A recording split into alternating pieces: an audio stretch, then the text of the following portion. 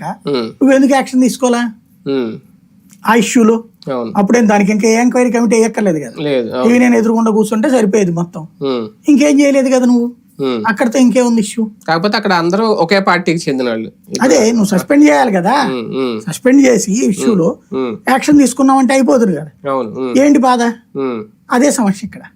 Seat కోసం మాత్రం ఇలాంటి హనీ ట్రాప్ రాజకీయాలు జరుగుతాయా, లేదంటే వ్యక్తిగత కారణాల వల్ల ఆ రాజకీయ నాయకుడి భవిష్యత్తును కొలాప్స్ చేయడానికి హనీ ట్రాప్ చేస్తున్నారు? రకరకాలు ఉంటాయి. సీటు కోసం కావచ్చు, డబ్బు కోసం కావచ్చు. ఇప్పుడు ఆదిమూలంది ఉంది, ఆయనకు కాదని ఇప్పుడు ఈయన కొత్తగా యాక్చువల్గా ఈయన ముందు నుంచి టీడీపీకి సంబంధించిన వ్యక్తి కాదు, ఇంతకుముందు వైసీపీలో గెలిచిన ఎమ్మెల్యే.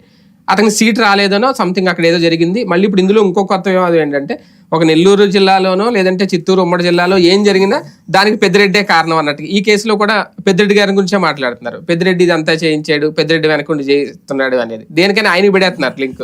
అప్పుడు తెలుగుదేశం వాళ్ళు ఫీల్ అవ్వాలి, మన పార్టీలో ఆయన అట్టగాని ట్రాప్ చేయించాడని. బేసిక్ నాకు తెలిసి అతని క్యారెక్టర్ అట్లాంటిది కాదు. అంతా అంటే దాన్ని చూసుకునే రకం గానీ ఆఫ్టర్ ఆల్ ఒక నియోజకవర్గంలో ఎమ్మెల్యేని దెబ్బతీయడం కోసం ఇట్లాంటి చేసే రకం అయితే కాదు అతను. అందులో అదే పెద్దిరెడ్డి ఇతన్ని పక్కన పెట్టించి వేరే అతను ఇంకేంటి అప్పుడు ఇంకా అన్ని ట్రాప్లు ఎందుకు చేయాలి?